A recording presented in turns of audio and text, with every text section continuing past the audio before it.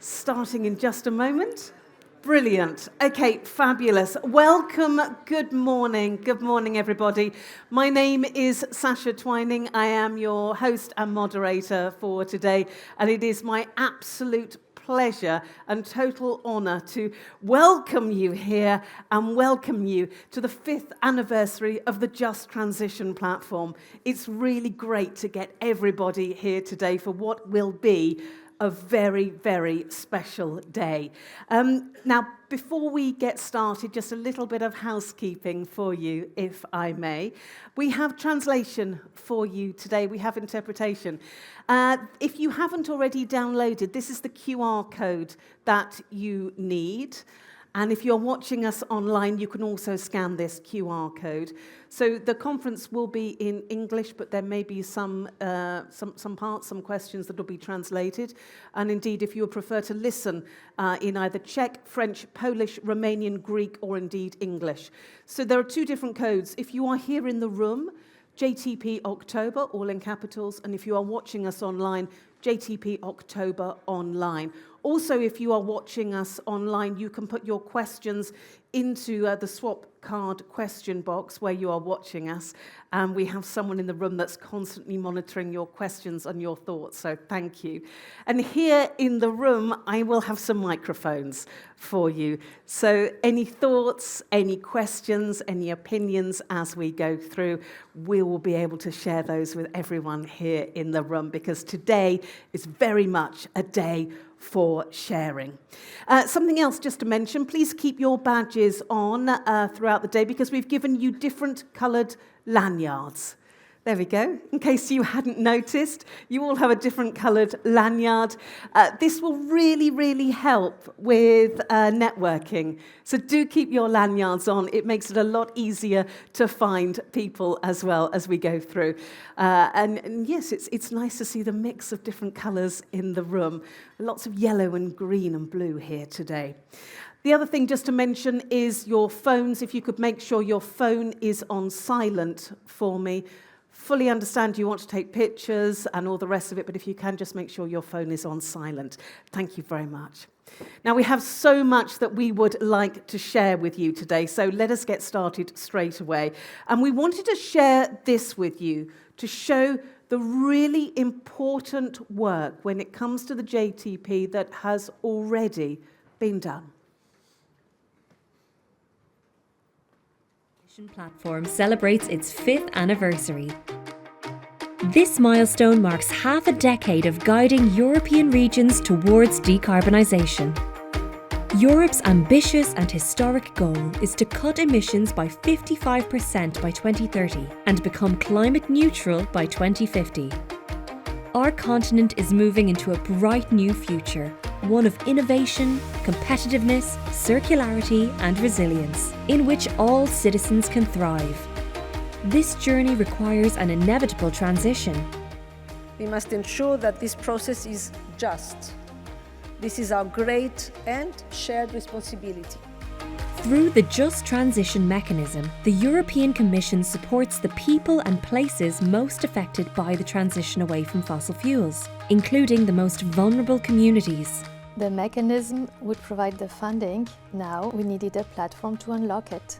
We wanted to empower people and territories to make the most of this support and ultimately to make it a just transition, leaving no region and no one behind. Since the platform was created, 70 territorial Just Transition plans have been adopted, setting out the visions for the future of 96 regions. These plans have unlocked €19.7 billion in funding via the Just Transition Fund. Another €30 billion has been mobilised through InvestEU and the Public Sector Loan Facility.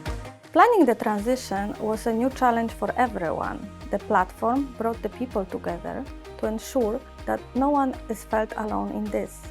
We have organized conferences to exchange and share ideas and set up the working groups to discuss about the bottlenecks and concerns.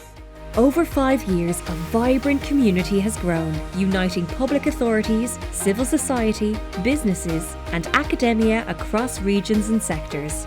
There have been challenges, such as the Russian invasion of Ukraine and the ensuing energy crisis, but the commitment to climate neutrality has remained. Every region has different needs. This is why our JTP Grantwork Technical Assistance has provided tailor-made support to 35 regions in Europe.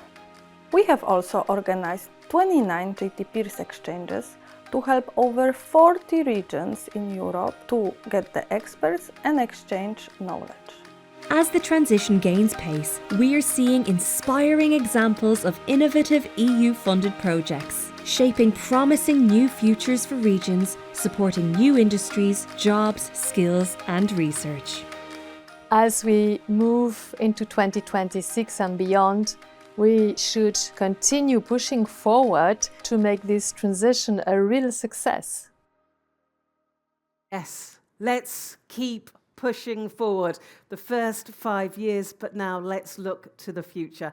And to tell us more about what we are going to be talking about today and just how important all of this is as we go forward, please welcome the Director General from the Directorate General for Regional and Urban Policy, Themis Christophidou. Themis.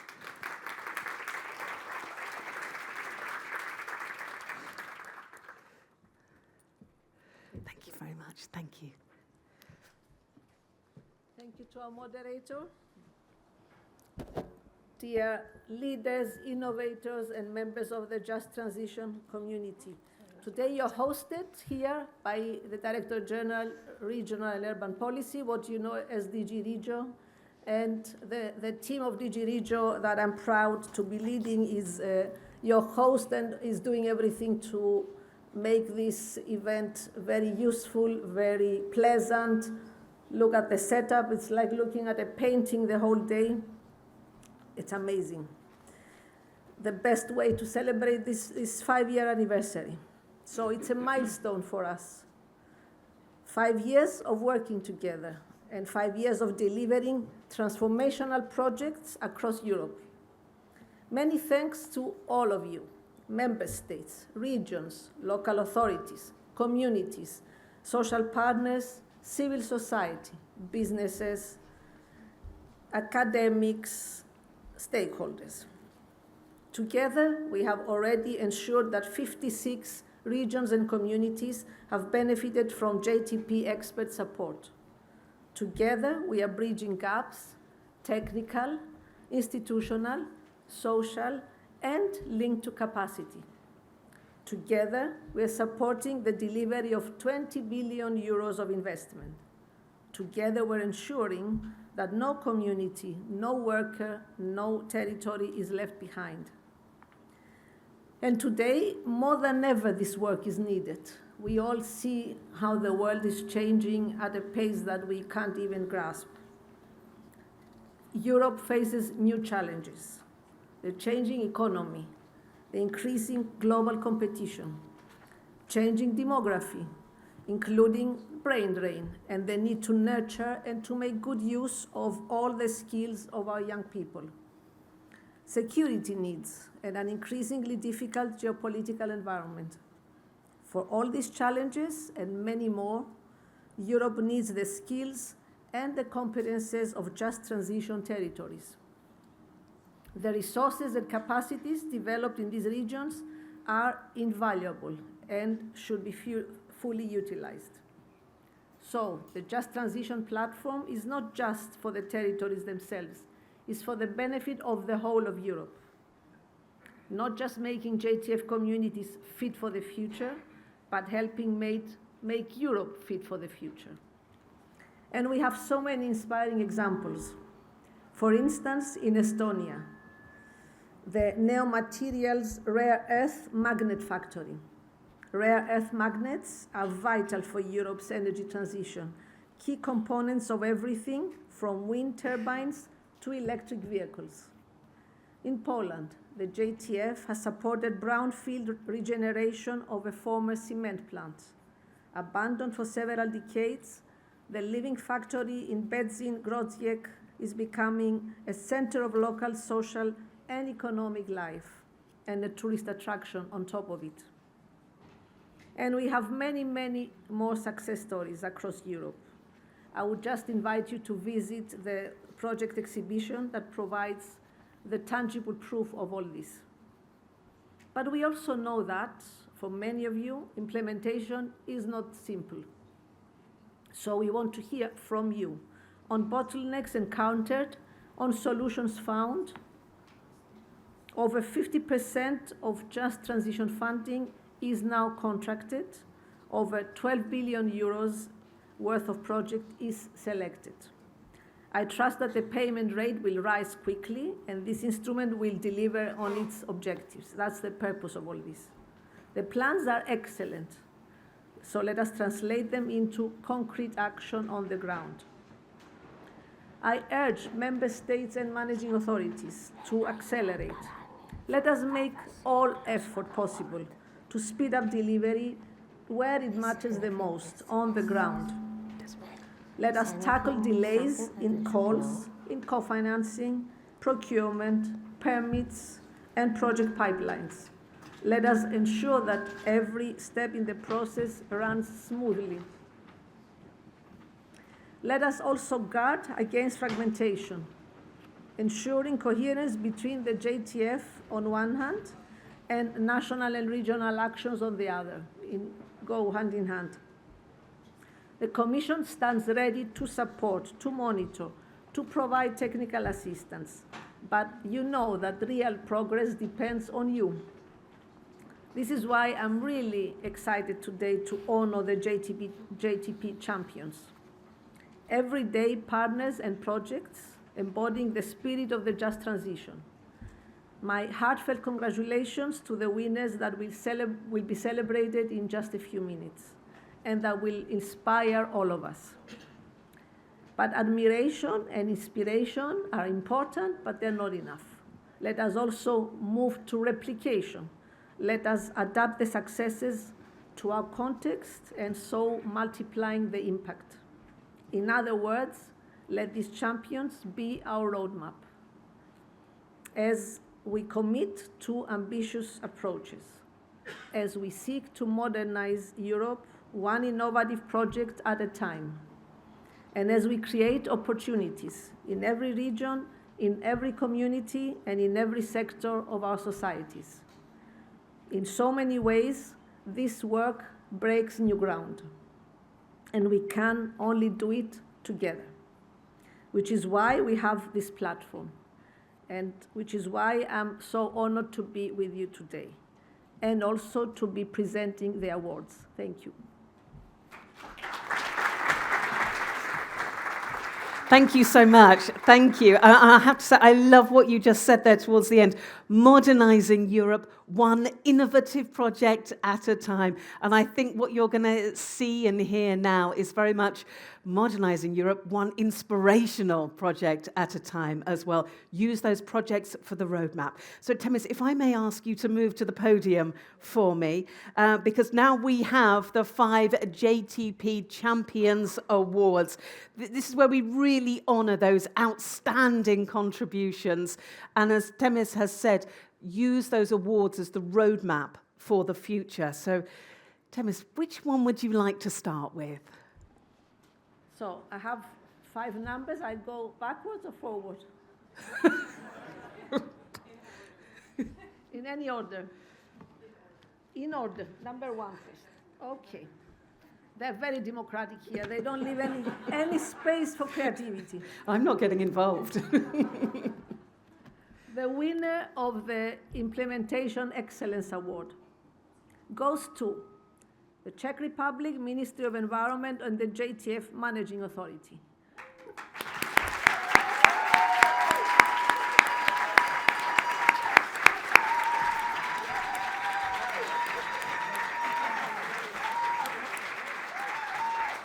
So, I present you Jan Krisch, Director General at the Ministry of the Environment of the Czech Republic, and the prize goes for their front-running role in implementing the Just Transition Fund and advancing numerous projects of strategic importance, driving a fair and inclusive transition at both national and regional levels. Congratulations.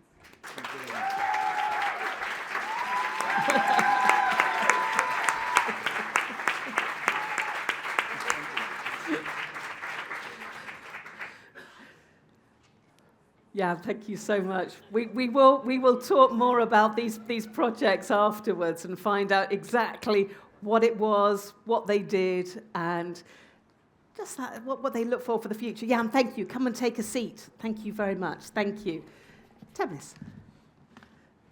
The second award, Innovation in Action. So this award is given for advancing innovation, fostering sustainable growth, and supporting the wider regional innovation ecosystem. And it goes to the Netherlands, Future Tech Ventures, from the province of Groningen and Municipality Emmen.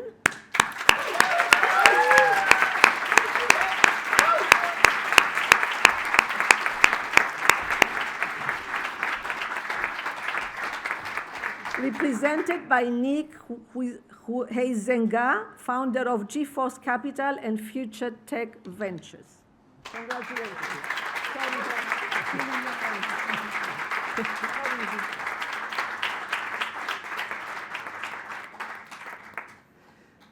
Many congratulations, Nick. Thank you. Come and take a seat. Well done. We'll find more about that project later. Now I go to the Champions of Inclusion Award. This prize is deserved because this project has supported employment, enhanced business competitiveness, and promoted economic diversification in Just Transition Fund regions. And it goes to Greece, Metavasi SA, Centers for Skills Development and Employment in Just Transition regions. Ms. Despina Garani, Managing Director of Metavasi, please.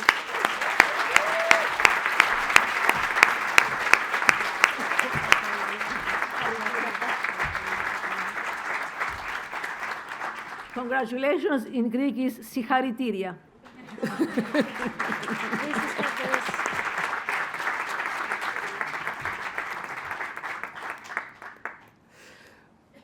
Many congratulations. Thank you. Come and take a seat. Well done. Now, the Young Changemaker. This is the award. This award goes for the efforts in shaping the territorial just transition plan and ensuring the transition is co-created with and for the youth.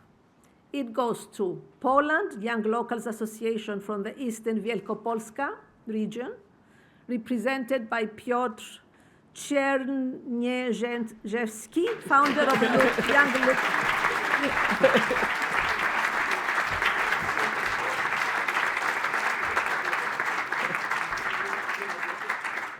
I repeat, Czerniejewski, founder of Young Locals Association.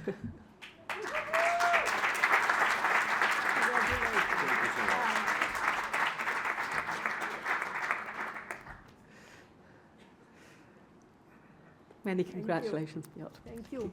Well done. And we won one award to go, the winner of the PSLF award. This is for demonstrating leadership in driving a just transition and advancing sustainable buildings and transport for the benefit of all citizens. It goes to France, Nantes Métropole, represented by Sakina Fauzi, Manager of Mobility Department of the Nantes Métropole.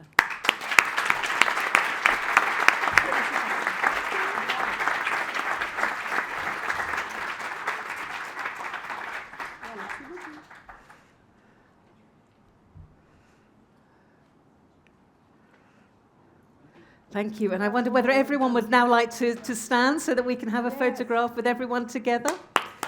Well done.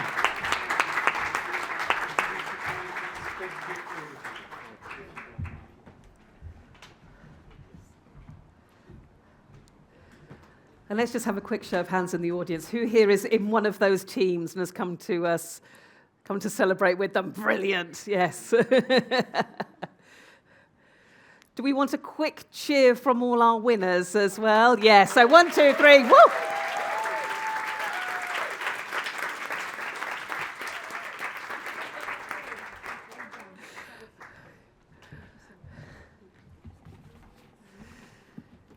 Themis, I think you'll agree, some very worthy winners there. Thank you so much for joining us to take us through and to introduce our winners for us. Thank you so much.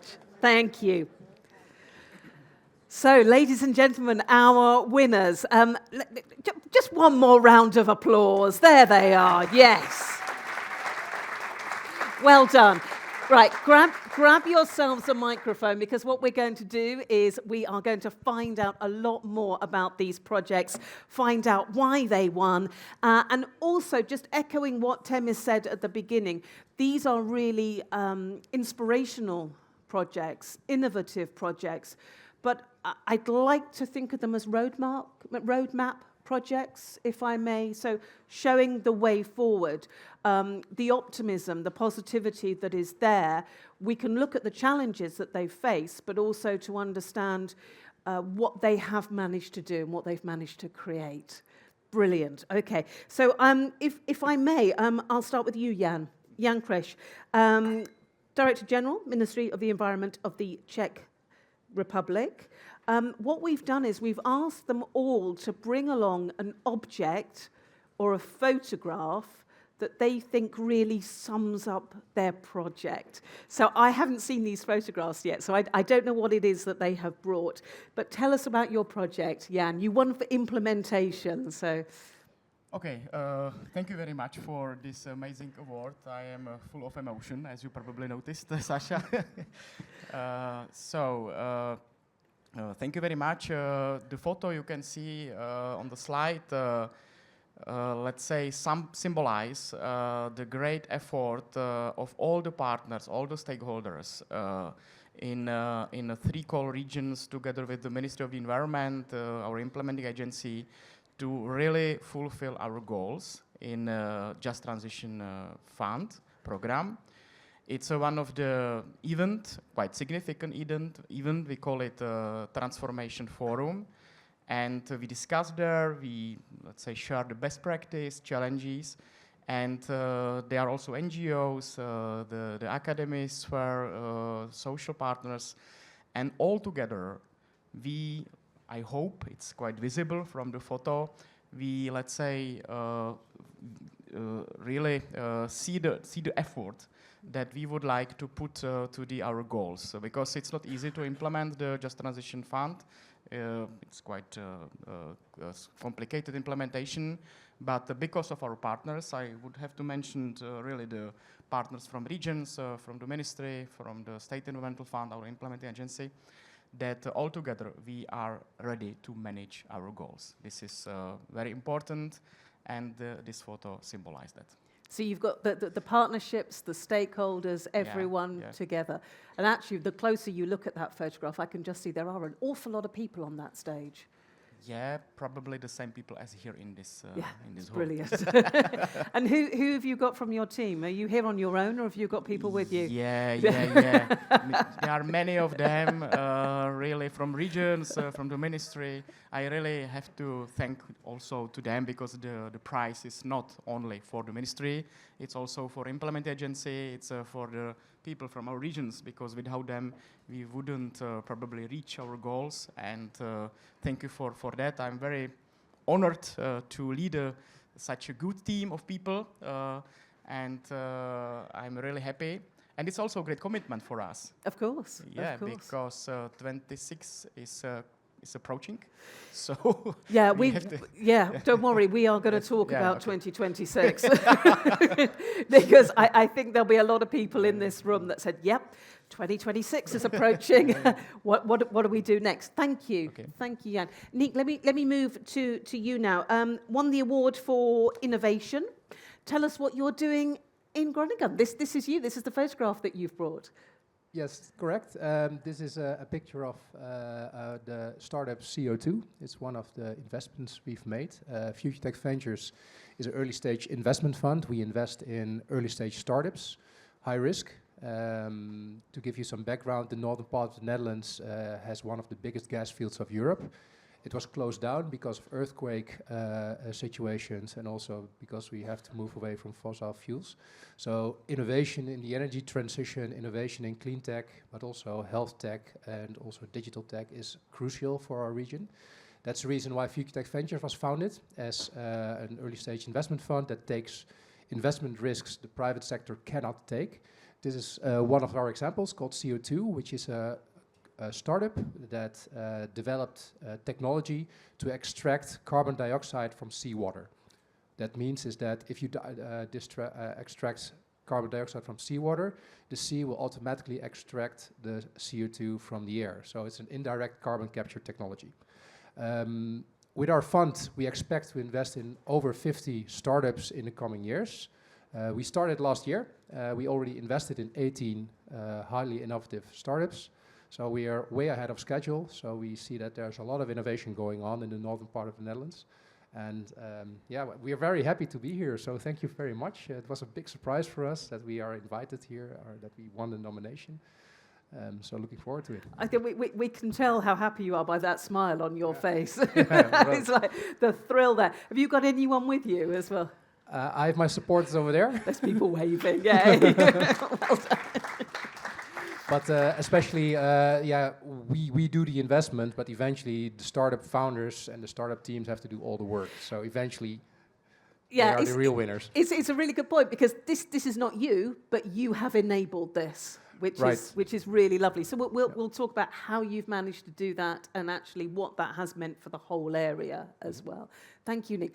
Despoina, so you won, your award was for inclusion. So tell us about your area and what you've been doing. Okay, thank you. Yes, it's on, yeah. Thank you very much. We are very proud, the people of Metavasi, for this award. This is a teamwork. Metavasi is a Greek company. Actually, Metavasi in Greek means transition. And we are responsible for the diversification of the productive model in the just transition and development areas in Greece, Western Macedonia, and Megalopolis, the municipality of Megalopolis. They are strengthening the entrepreneurship and empowering employment. Metavasi is also a rightful owner of a land of 9,700 hectares, which is gradually delivered by the public power company to Metavasi after the completion of the rehabilitation works in these delignification areas, the cost of which is covered by RRF. This land will be available for the implementation of industrial activities and agricultural activities, with consequent creation of highly quality jobs. So these projects that we win this award today, which is in priority for in the Just Transition and Development Program 2001-2004, is the centers of skills development and employment in the just transition areas in Greece. And it contributes to minimize the social effects of delignification. This network, this skills centers network, provides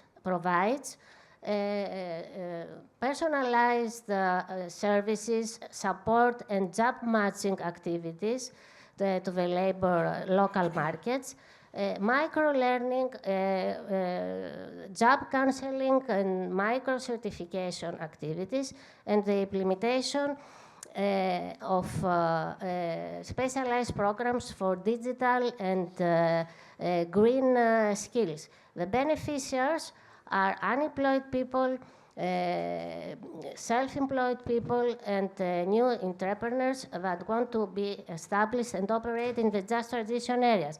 We have 3 centers operating, 2 in the Western Macedonia and 1 in Megalopolis. All services are free. The services are provided either by digital platform or in the premises, where experienced professionals are training the participants in reskilling and upskilling. We have also a mobile unit for the remote areas, which face highly unemployment. And there is also a labor market observatory promoting jobs, trends, and skill needs via surveys. Our target is to reach 5,000 beneficiaries in a time frame of 60 months. 5,000 beneficiaries in how many months? 60 months. 60? 60 months. Almost 5 years. Yeah. The project has started at June 2024, and the centers have been operating two at December 24 and one at May 25. Brilliant. So some just started, or started within the last few months, but yeah, a 5-year project. Thank you. And have you got people here from your team? Yes, I have my colleague Zoe Kruska, who has contributed to the project a lot. Also, Mr. Dertilis from the Managing Authority, the head of the Managing Authority, and his colleagues are with us. And who's this chap running? Is he here too? This runner represents the people in the just transition areas, which now are facing a new road ahead. Yeah. And we try to include it, all of them in the new just transition era. Yeah, Okay, I love it. And this object we have brought together, what's together this? with us this skills cube. This is a skills cube, which represents all the skills the centers are providing, but focused on people. This is a phase. So all our services are focused on people. That's fabulous. That's a really good representation of what you have. Despoina, thank you so much. Thank you very much. We're very proud. Thank you. And it's really lovely to have you here. Moving along the line, Pietra Czerniewski, lovely to have you here. You're our young change maker. This is fabulous. And there's always that necessity to bring the youth in, to concentrate on the youth and make sure there's that inclusion. I love this photo that you've brought. Tell us about it and tell us about your project. Okay, so as an association, we have done two major things in the Just Transition. At first, we were present during the preparation stage of the territorial Just Transition plan. We advocated for creation of the working group related to the youth because we thought that the youth-related solutions should be included and then implemented in the Just Transition through the Just Transition Fund. It was successfully achieved. We organized workshops that collected those solutions, these ideas from young people, and now these solutions are implemented through the Just Transition Fund. But also, as you can see on the picture, for the past 5 years, we've been doing workshops and lectures in school where we basically spread the message about the Just Transition. We educate young people why this process is important, how it affects their future, how they should plan their personal future on the job market when the whole future around them is very unstable due to the transition. So we sort of use the career counseling to tell them how to plan this path of the job career so they can be successful, they can have actually a perspective to stay in the region, not emigrate, because we face a lot of emigration from the region because a lot of young people see that they don't have a future. So we want to show them that you can have future here, you just have to be more specific about what is your opportunity, what is your perspective, predisposition. And you may wonder why there is the picture of 5 capybaras there. And actually during those workshops we try to engage with young people, and we basically tell them, if you raise a hand, if you take part in a discussion, you received a sticker with a capybara. And it sounds stupid, but it works. And you can see 5 different types of capybara. So a lot of people, they want to raise hand and take part in a discussion at least 5 times. So they collect all of type of the stickers. And you can see, for example, on the left there's capybara with a miner hat. So it's a miner capybara. You have scientists. You have different types. Actually, I have those stickers with me today. So if anyone wants, who wants a sticker, I have it. And I will hand it out later. But for me, this sticker is some sort of a symbol that I hear a lot from the decision makers, that young people do not want to be engaged in the Just Transition because it's a boring topic for them. And I always answer, you just have to give them a sticker with a capybara and they will be engaged. Of course, it's a metaphor that you just have to reach out to young people. You just have to explain to them that this is an important issue to them, and they will be engaged in this topic because they will see that it is also related to their future. Because for me, just transition is for the mining community, for people affected right now by the process. But when we finish the transition, the future perspective of the region, the new vision for the region, this new vision is for the young people that will live in this new green region. Absolutely. If only all of life was as simple as giving out stickers. Indeed. Is this university, high school? This is high school in one of the cities in our region. So you can see some worksheet papers. So we try to not only spread the message, but also engage. They're creating some sort of CVs. They're creating some ideas on how, what are their predispositions, abilities they can use in the future in the job market. Have you brought anyone with you, or is it just you? I see some activists from my region. The member, yes, she's waving. We do a lot of projects together. I see the members of the union, so we have our representation of Eastern Wielkopolska. Yes. Fabulous. Thank you. Well done. Many congratulations. Well done. And then on the end, Sakina. So let's take a look at your photograph. Oh, we've got a tram. Tell us more. So I'm from Nantes, which is a city in the west of France, and I took this photo.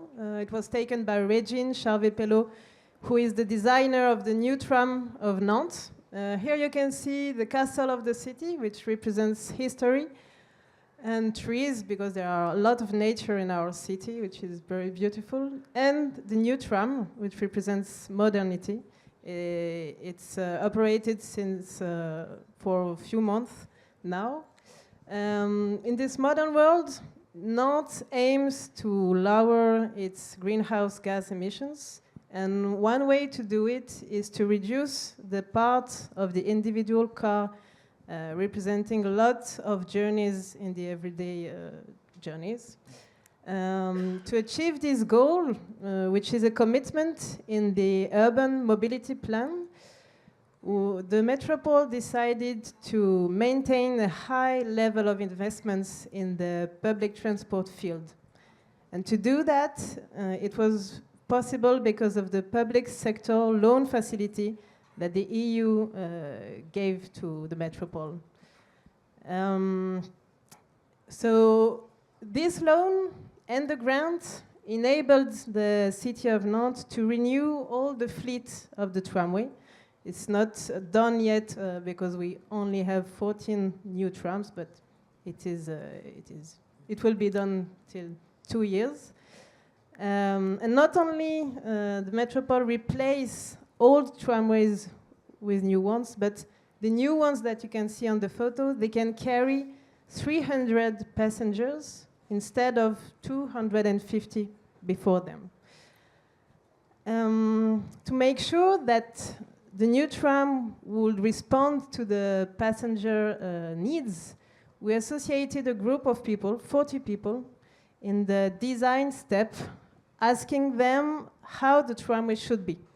Meaning how it represents, how it is integrated in the city, for example, in the picture, in a very historical part of the city, but also in different neighborhoods. Meaning also how it should be arranged inside and what services it should offer.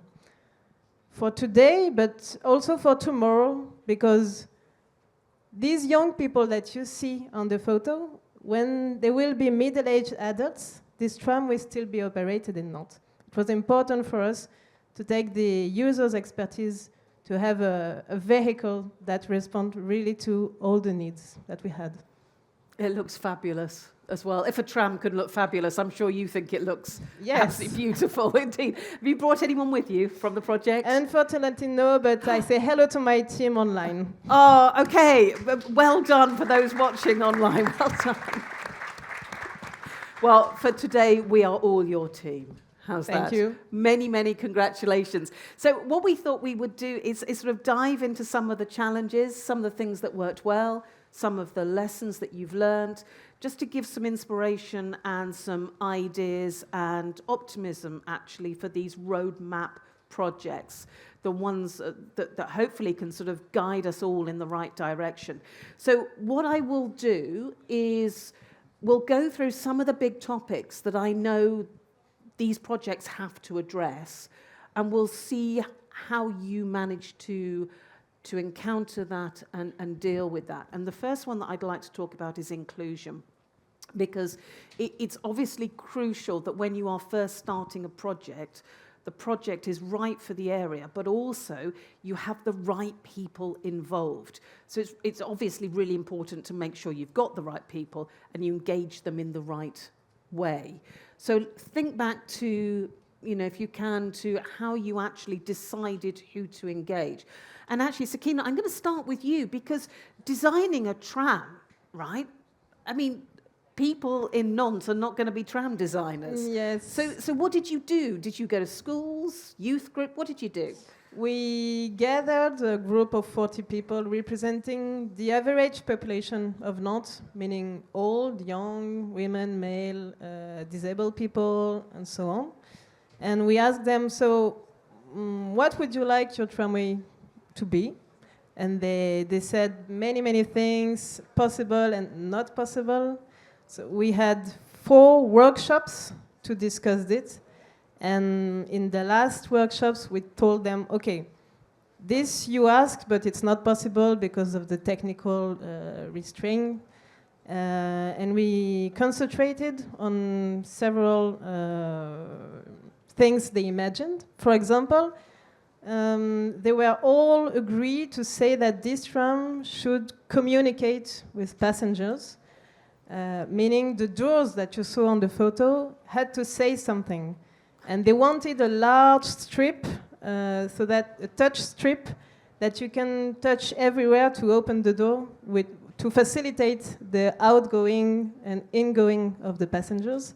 So we worked on this, and finally we got a tram with a large strip, not touch, but with buttons on the exterior to make sure that people can go out without being in the crowd.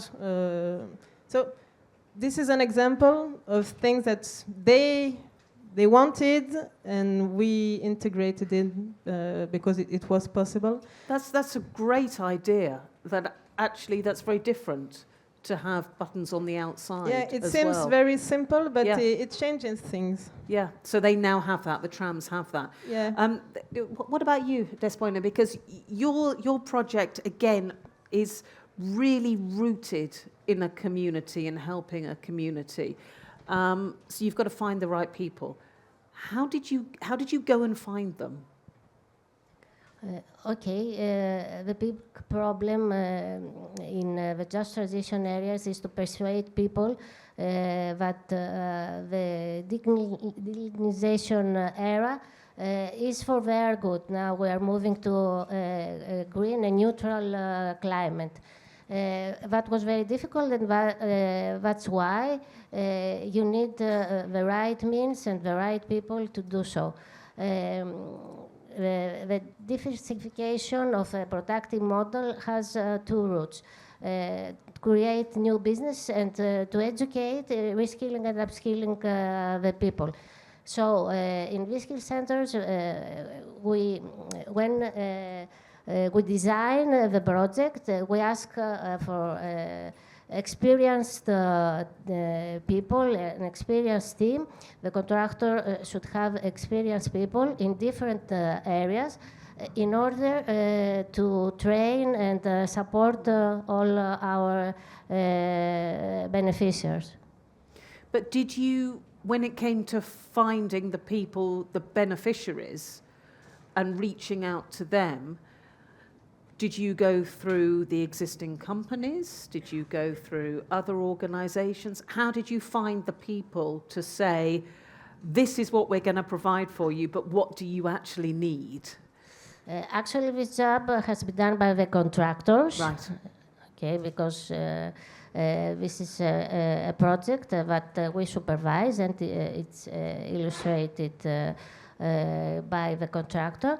And these people should persuade our beneficiaries about our scopes. So in the technical specification of the project, we are stated that they have to persuade them that we are going to maintain the existing jobs, that we have to contain the unemployment, train them to find new jobs with new specialities that will have a positive impact on their income, and that they will be trained in new skilled jobs that will ensure equality, social and economical inclusion, and not discrimination.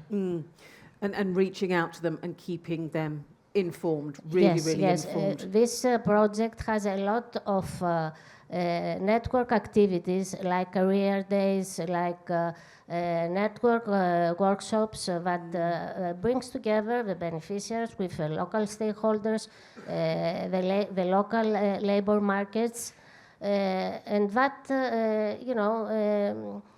we show to them that we care and we want to help them in this difficult time for them. That's a really lovely sentiment, that actually the most important thing maybe is showing that you care and you are there to help while you're reaching out.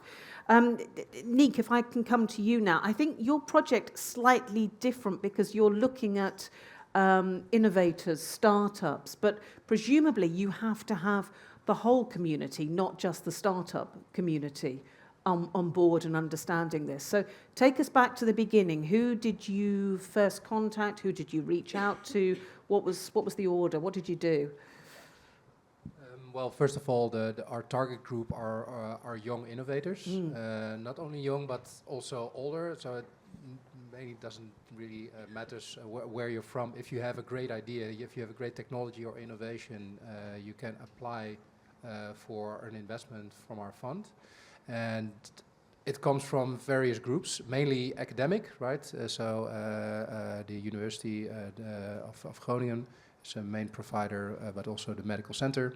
But there are also other research groups, also students, professors, Nobel laureates who are also in our investment portfolio. So it is a really diverse group. What you see especially in our area, innovation is mostly international. So a lot of our founders do not have a Dutch background, so they're all from all over the world. And they also create jobs, and not only high-level jobs, but also low-level jobs. So if you see how companies develop themselves, you can see inclusion already happening during that whole startup process. When you have a startup coming to an area and they begin to create jobs, who sort of reaches out to a community to say there are jobs here? Is that what you do, or do you let the companies themselves do it? Are you still involved? Well, eventually the companies have to do all the work. Right. So they reach out to get people, they reach out to partners if they want to produce prototypes. They can reach out to workshops or factories. So it's a responsibility of the founders, but of course we as a fund, we have a network, so if we can assist in that, we support them. Do. And it's going to be ongoing for you because today's startup turns into hopefully tomorrow's success, right. But then you need tomorrow's startup to still keep coming in. You need that community to evolve. Yeah, right. So if you look at the startup ecosystem, so that's how we call it in the northern part of the Netherlands, it's a very close collaboration of knowledge institutes, of SMEs, but also bigger companies, the startups, the students, and also government agencies. So everybody has to work together to get those innovations that are normally kept on the shelf, right? Yeah. To get them off, find innovators who want to work on them, and try to make a startup out of it. And we also realize that not every startup will make it. But that's also how investments work, right? So if you invest in 10 high potential startups, maybe 2 or 3 will eventually become a success, and then we have done our job well. Incidentally, the example that you used was CO2. Yeah, right. Sort of like a carbon capture from the sea. Are they all clean tech? No, I think about a quarter of our investments so far are in the clean tech energy field, Right. but we also invest in medical technology, depending from surgery robots to new ways of developing proteins, for instance.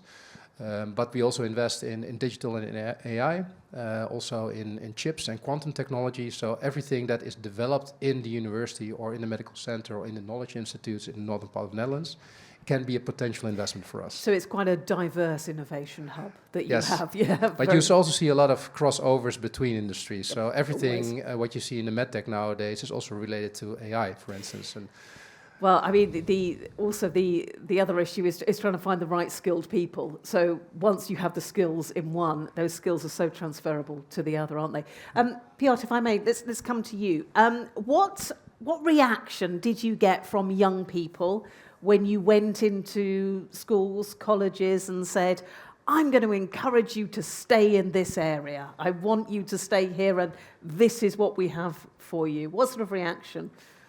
I mean, usually when you talk with young people from my region, their main attitude is that I want to finish high school, I want to go to the university in a bigger city, and I want to stay in a bigger city and emigrate from the region. It's very common, and usually a lot of people, even if they are interested in some type of jobs, they immediately think there are no jobs in this area in our region. And actually, when we convey the message that actually in some types of jobs, you can search for them in our region, they are available, and there's actually a shortage of workers eager to work, and there is a lot of niche for you to stay in the region and work in this area. They are surprised because it is, I would say, a bad reputation for the region, for the mining region, that if the industry is shutting down, it means that everything is shutting down. It's not true.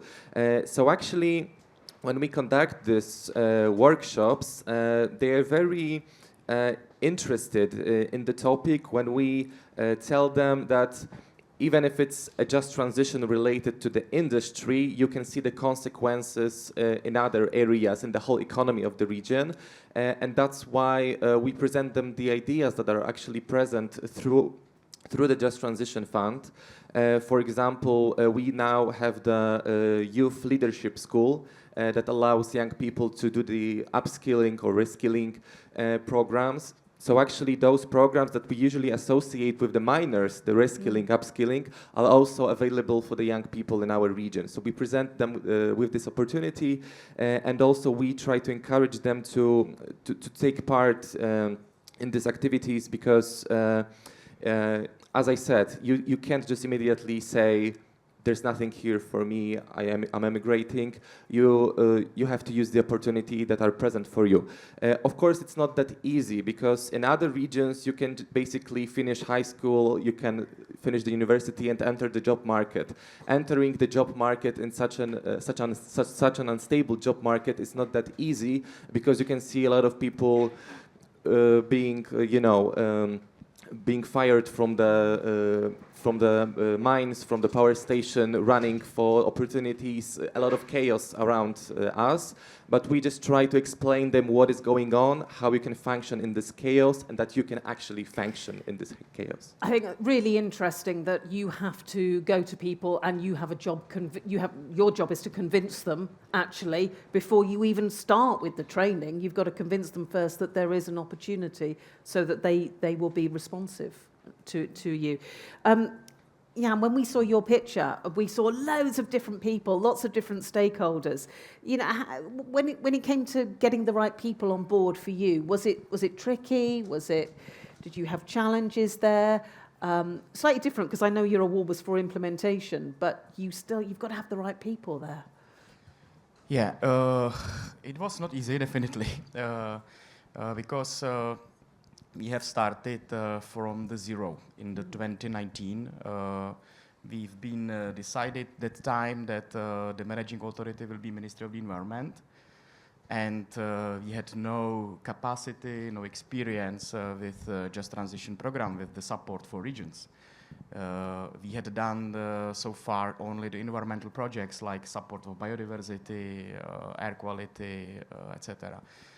So it was quite surprising for us that we had received a mandate at the time, but and within 2 years we had to really establish a team that would be able to negotiate the Just Transition program, Just Transition plan, and also, moreover, to start the practical implementation. So it was very challenging for me, especially.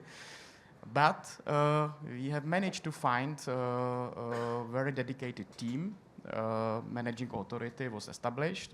Here's Radana Kratochvílová, who is director of the managing authority.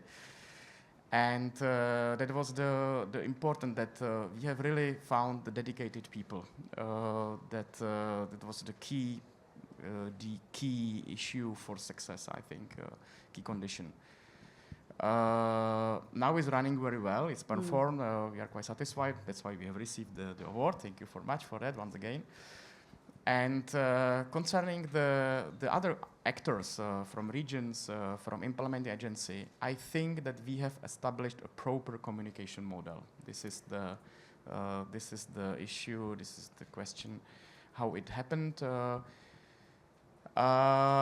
I think that the communication runs both vertically and horizontally. It means from the state level to the regions, and we have established, I think, a quite networking actions, activities in the horizontal levels. It means communication with the NGOs, with the people from the regions. So, and this is, in my view, this is the reason for the success. That's the partnership principle, vertically, horizontally, and communication. I think sometimes it's boring, sometimes it's very difficult, but the communication, it's very important, and that's why I think we are where we are. And that sounds like something that you actually had to put a lot of work into developing. Yeah. It doesn't just happen overnight. It doesn't just automatically fall into place. You have to work out who is talking to who, and that partnership principle. Yeah, definitely. And but we are on the same boat, and this was quite clear. I think the reason behind was also that the program was very, let's say, critical. From the very beginning, it means 26, etc. So from the very beginning, everybody must put its own effort to really manage this financial threshold from the very beginning, and it was something like the TMEL, something like the let's say our vision that helped us to go straight forward. They've all given great examples and sort of explained what they've done and how they reached out to people. But let's now look at the difficult bits, the really, really challenging bits, because there's no point in shying away from this. We've got some great examples, but I'm sure even they are going to say, yes, there are challenges. This is what we're dealing with. This is what I would have done differently. So what I would like to do is, you tell me now, what's been a challenge? What would maybe you have done differently, or maybe there's a challenge that you're really proud of how you overcame it. Niels, what about you? What was really, really difficult? What did you find difficult putting the investment and the innovation all together? Maybe you'd change if you were advising someone else how to do this. Well, I think the biggest challenge that we invest in early stage technology. So when a founder approaches us and wants to work on a proof of concept on lab scale, we invest in that founder, and if it works, he has to upgrade his proof of concept to a prototype on field scale. It's still very, very early stage. It's a very early stage innovation, and especially for market investors, it's still too risky. So we see a gap there. So at the very early stage, we can invest, we can make technology possible, but then to get it to the market, there is always a financing gap. So that's what we experience as one of our biggest challenges. So you can do, as you say, you can go to a certain point, but it's still a really risky investment. Right. So it's almost like you need to be able to reach out to others at that stage, I'm guessing. Yes, you have to cooperate with others, and you have to see, okay, what kind of other financial resources are available. So it's always like a puzzle to see, okay, how do we get the next investment for this specific technology? What about you, Sakina? What was the challenge? What would you do differently if you were starting from scratch to redesign a tram? I would say that this was the first time for the Metropole that we really asked users to tell us, before we even begin the project, to tell us what they wanted. And it was not easy for engineers like me or other people in the team to say, okay, we don't know everything. We have to listen to the people.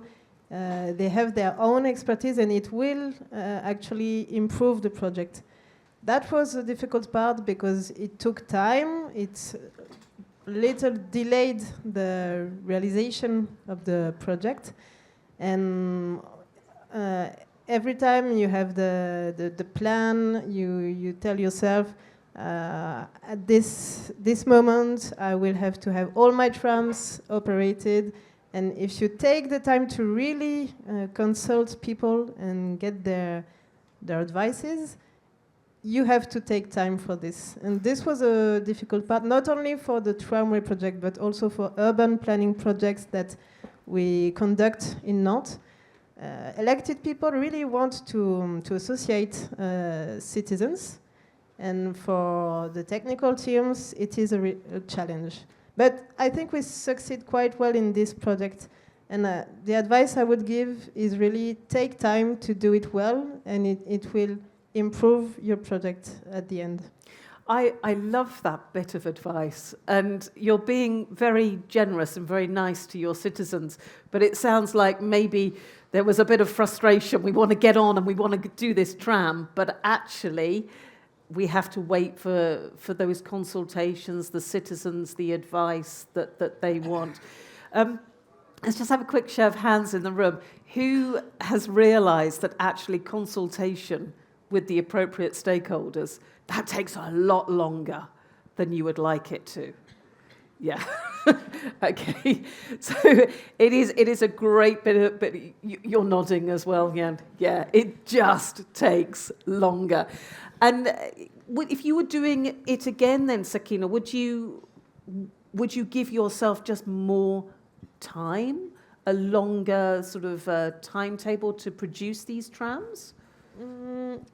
I think that we could, yes, take a little bit more time, because these workshops I told you about, it lasted like 2 months, only 2 months.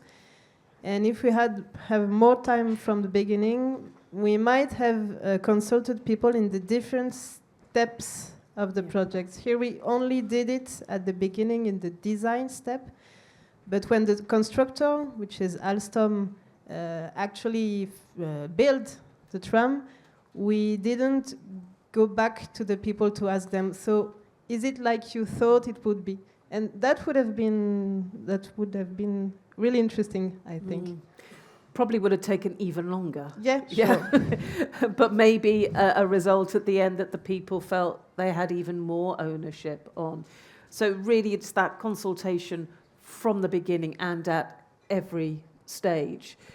Despoina, do you know, what's your challenge? What do you think you could have done better, or you would do better, do differently? What was the hardest thing? This project is dealing with a vulnerable population group of people. After the gradual closure of the lignite plants, we face with unemployed people, with low qualified people, long-term inactive people, and people who lived in rural places.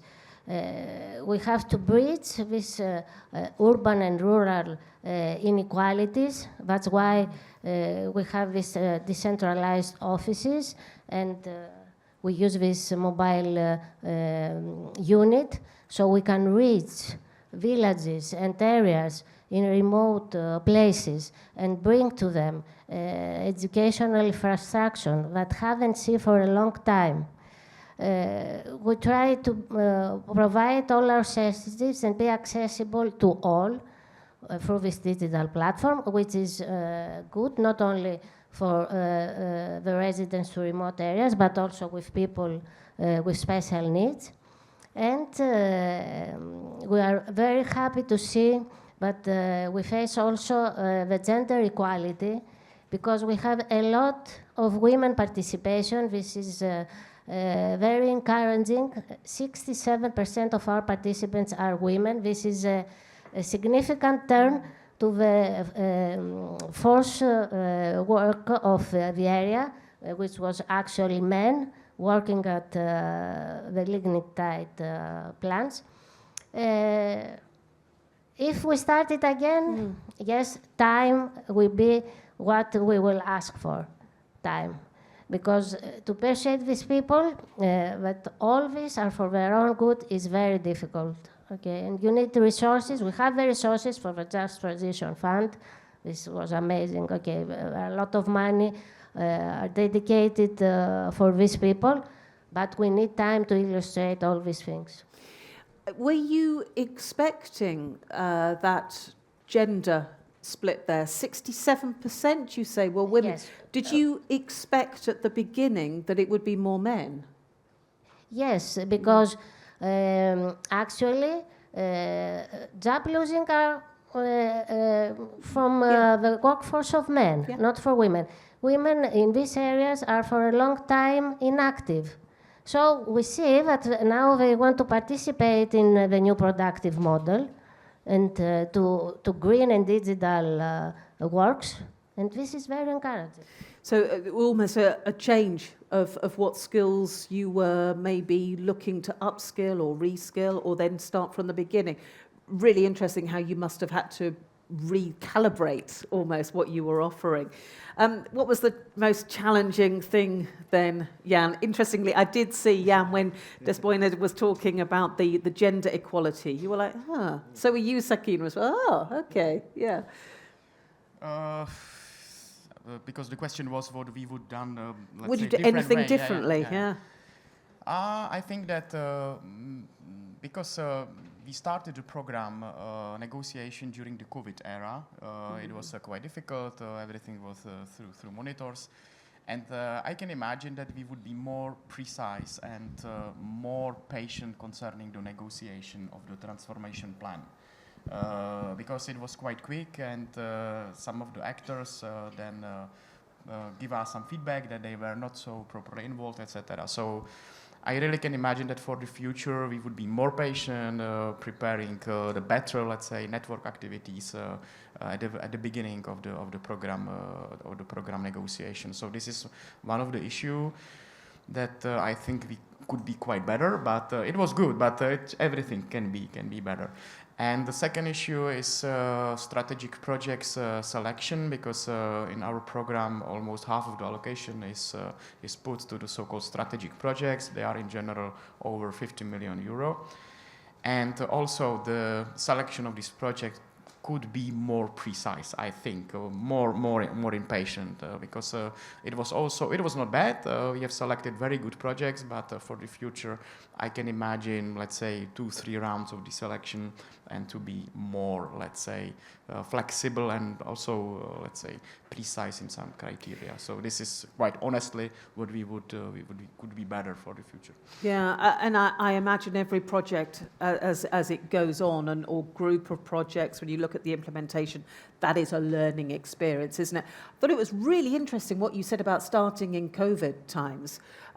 Anyone else in the room also started within COVID times?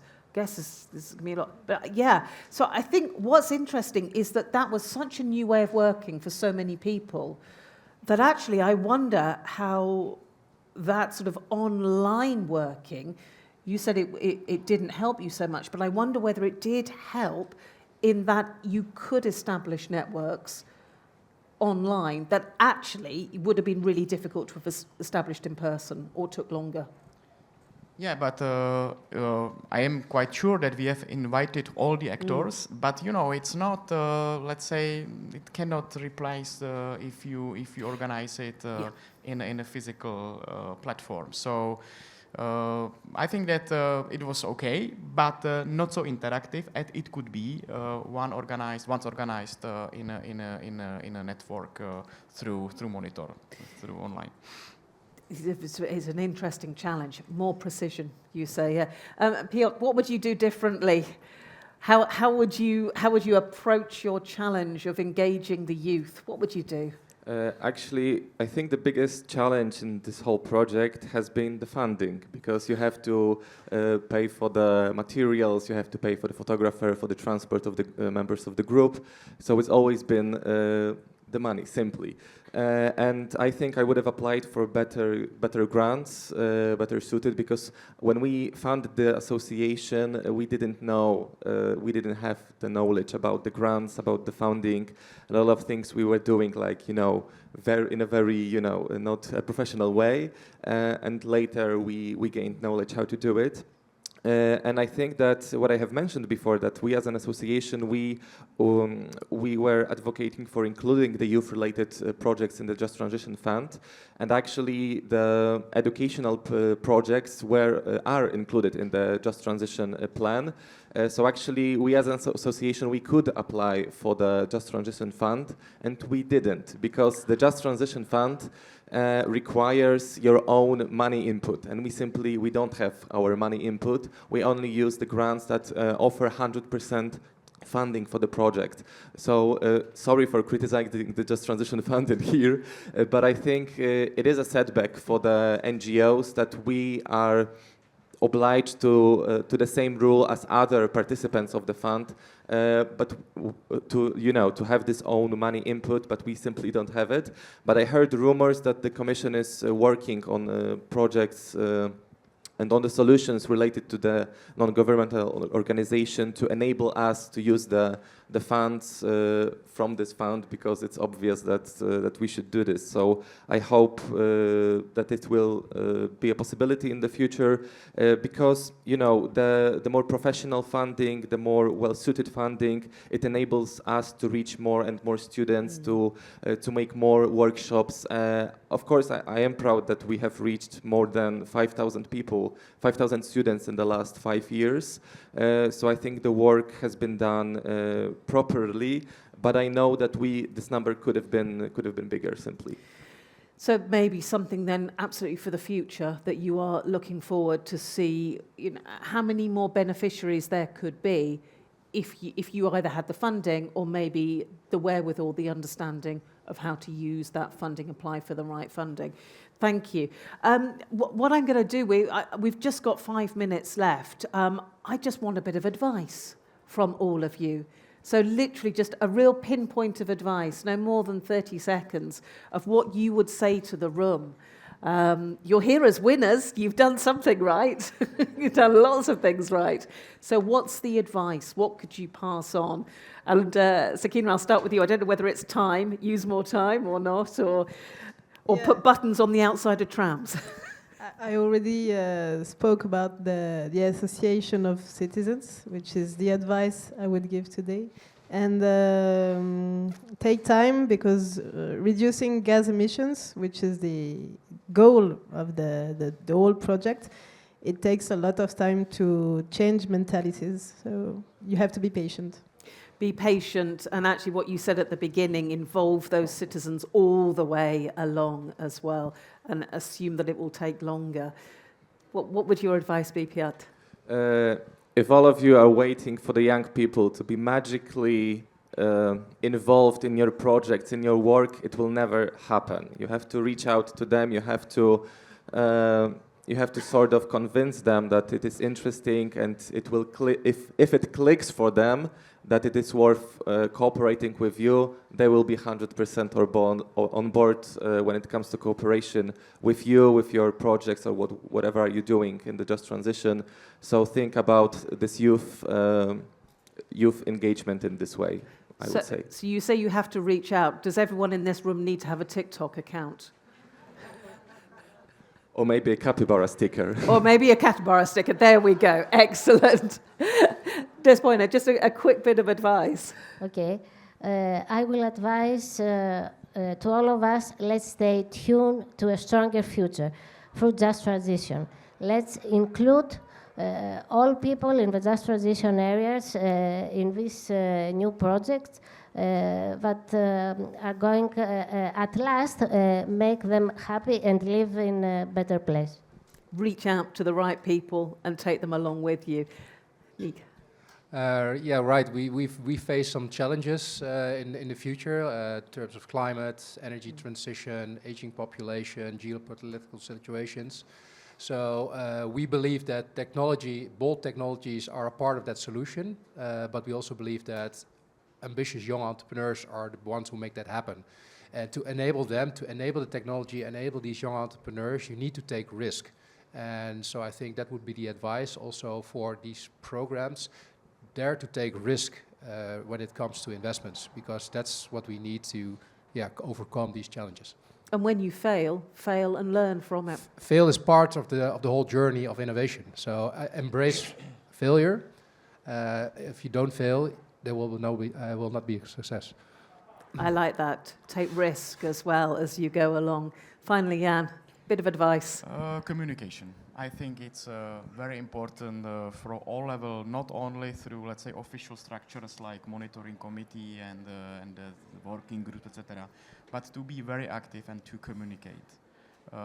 It means in the regions with the young people, with the NGOs, whoever has some questions, some ideas how to improve the implementation or coming with some project, leave them to have a possibility to speak with the state, with the people and the managing authorities. So I think that communication is in our DNA, in our managing authority and other partners, and this is absolutely important to be successful.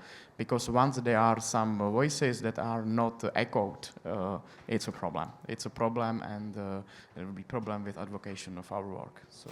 And also people within different areas change. That communication has to be ongoing, exactly. And those communication pathways have to be refreshed as well. Exactly. Dare I ask how many WhatsApp groups? Many of them. Yeah. Wow. Yeah. Oh, you've even blushed as well. Oh, those WhatsApp groups. Have you been sitting there listening to your phone vibrating in your pocket? Many WhatsApp groups, probably all along the line as well. Ladies and gentlemen, I think it's been really interesting to hear different points of view, different opinions, different situations, but all of them our JTP champions. Please congratulate them once more again. Thank you.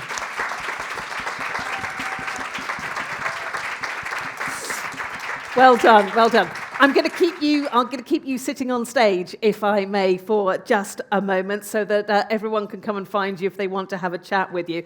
Let me just tell you what we have coming up for you, because our second session after the break is actually that opportunity where we can really start to ask questions and look to the future. I know Jan and actually Piotr have already been starting to talk about the future. So we'll be looking at that, but also looking at the Just Transition Fund as a catalyst for structural reform in the region. So really what the fund can do to change lots of different things other than just being a financial implement. So that's what we'll be looking at after the break. So I'm going to ask you to make sure you talk to lots of people you've never spoken to before. I've kept our winners on stage here so that when they go off stage, you haven't lost them. You can talk to them straight away. But we have coffee for you and networking facilities in the castle. I know. Yes, let's go and have a coffee in the castle. How wonderful is that? So, ladies and gentlemen, we'll see you in half an hour. Networking just straight out the door and straight ahead. And our winners are here as well if you would like to talk to them. Thank you very much. Thank you.